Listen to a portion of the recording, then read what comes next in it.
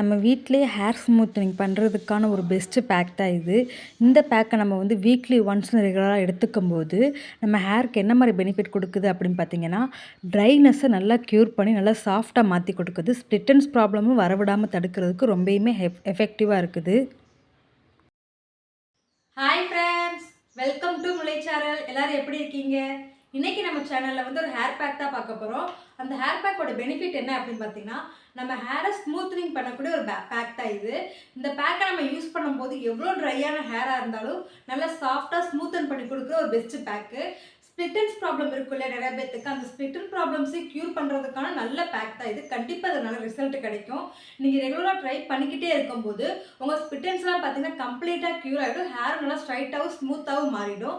நல்ல ஒரு ரிசல்ட் கொடுக்கும். இந்த வெயிலுக்கு வந்து பார்த்தீங்கன்னா நம்ம ஹேரை வந்து நல்லா ப்ரொடெக்ட் பண்ணவும் பண்ணும். அவ்வளோ எஃபெக்டிவான ஒரு பேக்கும். கண்டிப்பாக நீங்களும் ட்ரை பண்ணுங்கள். இப்போ இந்த பேக்கை எப்படி ப்ரிப்பேர் பண்ணுறது அப்படின்னு சொல்லி பார்க்குறதுக்கு முன்னாடி, நீங்கள் இப்போ தான் ஃபஸ்ட் டைம் முலை சேனலில் பார்க்குறீங்க அப்படின்னா மறக்காம சேனலை சப்ஸ்கிரைப் பண்ணிடுங்க. கூடவே இருக்கிற பெல் பட்டனை கிளிக் பண்ணிடுங்க. அப்போ தான் நான் போடுற வீடியோஸ்லாம் உடனுக்குடன் நோட்டிஃபிகேஷனாக வரும். இந்த வீடியோ உங்களுக்கு பிடிச்சிருந்துச்சா லைக் பண்ணுங்கள், உங்கள் ஃப்ரெண்ட்ஸ் அண்ட் ஃபேமிலிக்கு ஷேர் பண்ணுங்கள். இப்போ வாங்க இந்த பேக் எப்படி ப்ரிப்பேர் பண்ணுறது, எவ்வளோ ஹேர் வச்சுருக்குன்னு வீடியோக்குள்ளே போய் பார்க்கலாம். இப்போ வாங்க வீடியோக்குள்ளே போகலாம்.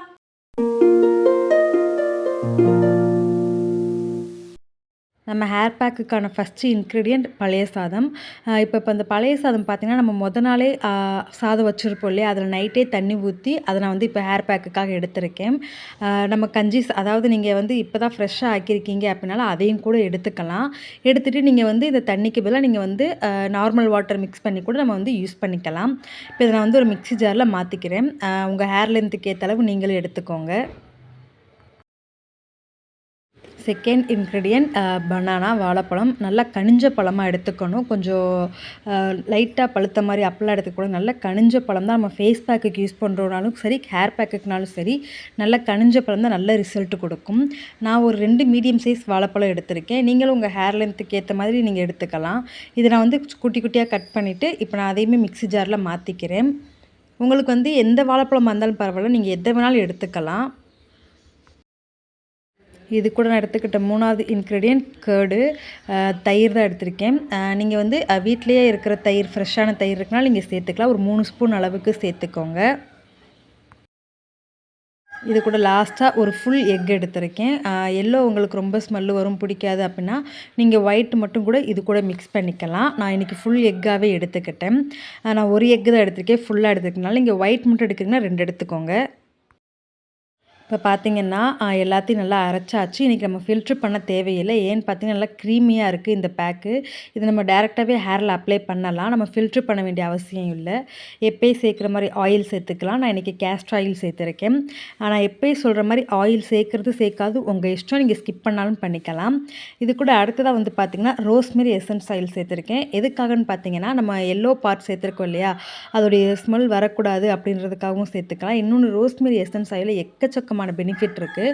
அதுக்காகவும் தான் நான் சேர்த்துருக்கேன். அது என்ன பெனிஃபிட்டு, அதை சேர்க்கறனால என்ன நமக்கு ஹேருக்கு பெனிஃபிட் ஆகுது, என்ன யூசேஜ்னு சொல்லிட்டு நான் உங்களுக்கு பின்னாடி சொல்கிறேன். இப்போ நம்ம சேர்த்த எல்லா இன்க்ரீடியன்ட்டையும் நல்லா மிக்ஸ் பண்ணிக்கலாம். இப்போ பார்த்திங்கன்னா எல்லாம் நல்லா மிக்ஸ் ஆகிடுச்சு. நம்ம பேக் ரெடி ஆகிடுச்சு. இப்போ நம்ம ஹேரில் வந்து அப்ளை பண்ண ஸ்டார்ட் பண்ணிடலாம். இப்போ பார்த்தீங்கன்னா நான் பேக் வந்து அப்ளை பண்ண ஸ்டார்ட் பண்ணிவிட்டு, பேக் அப்ளை பண்ணுறதுக்கு முன்னாடி ஹேர்லேயே ஸ்கேல்பி நீங்கள் நார்மல் ஆயில் வச்சுக்கிட்டால் போதும். ரொம்ப ஆயிலிங்காக இருக்கணும் அப்படின்ட்டு இல்லை, நார்மல் ஆயில் இருந்தாலே போதும். இப்போ நான் வந்து பேக் அப்ளை பண்ண ஸ்டார்ட் பண்ணுறேன். நீங்கள் வந்து பார்த்திங்கன்னா தண்ணி ரொம்ப சேர்த்துட வேண்டாம். நார்மலாகவே நம்ம சேர்த்துக்கிட்டால் தண்ணியே நம்ம ஆக்சுவலாக சேர்க்க வேணாம். ஏன்னு பார்த்தீங்கன்னா நம்ம பழைய சாதத்தோட தண்ணி இருக்குது, தயிர் வேறு சேர்த்துருக்கோம், முட்டை இருக்குது. இது எல்லாமே நமக்கு கொஞ்சம் லிக்விட் கன்சிஸ்டன்சியில் தான் வரும். அதனால் தண்ணி எக்ஸ்ட்ரா நீங்கள் சேர்த்துட வேண்டாம். இப்போ வந்து பார்த்திங்கன்னா நம்ம எப்பயுமே சொல்கிற மாதிரி ஃபஸ்ட்டு ஸ்கேல்ப் தான். ஏன்னா நமக்கு புது முடி வளர வைக்கிறதுக்கு ஸ்கேல்ப் தான் நமக்கு ஹெல்ப் பண்ணும்.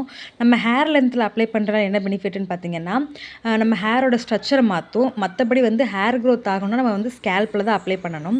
இப்போ நம்ம சேர்த்துருக்கிற இன்க்ரீடியண்ட்டோட பெனிஃபிட் பார்த்தரலாம். கஞ்சி சாதம், அதாவது பழைய சாதத்தோட பெனிஃபிட் என்னன்னு பார்த்தீங்கன்னா, நம்ம முடி ரொம்ப ட்ரையாக இருக்குது, எப்பயுமே என் முடியில் சிக்கு விழுந்துகிட்டே இருக்குது அப்படின்றவங்க இதை யூஸ் பண்ணலாம். அந்த ப்ராப்ளம்லாம் க்யூர் ஆகிடும். இன்னொன்று பார்த்தீங்கன்னா ஸ்ப்ளிட் எண்ட்ஸே வரவிடாமல் தடுக்கும்.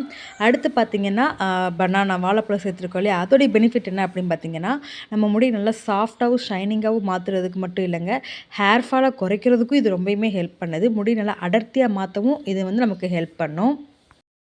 அடுத்ததாக பார்த்தீங்கன்னா கர்டு நம்ம தயிர் சேர்த்துருக்கோம் இல்லையா, தயிரோட பெனிஃபிட் என்ன அப்படின்னு பார்த்தீங்கன்னா, நம்ம முடிக்கு வந்து ஊட்டச்சத்து கொடுக்குது, டேண்ட்ரஃப் ப்ராப்ளத்தை க்யூர் பண்ணுது. இதில் இருக்கக்கூடிய ஃபேட் ஆசிட் வந்து இதில் வந்து பார்த்திங்கன்னா ஃபேட் ஆசிட் இருக்குது, நிறைய விட்டமின்ஸும் இருக்கிறதுனால நம்ம முடிக்கு தேவையான ஊட்டச்சத்தை கொடுக்குது.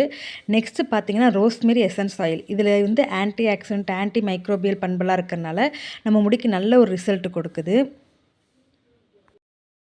இப்போ பார்த்தீங்கன்னா நான் ஹேரில் அப்ளை பண்ணி ஒரு 30 மினிட்ஸ் வரைக்கும் நான் வச்சுட்டு நான் வந்து ஹேரை வந்து வாஷ் பண்ணிட்டேன்.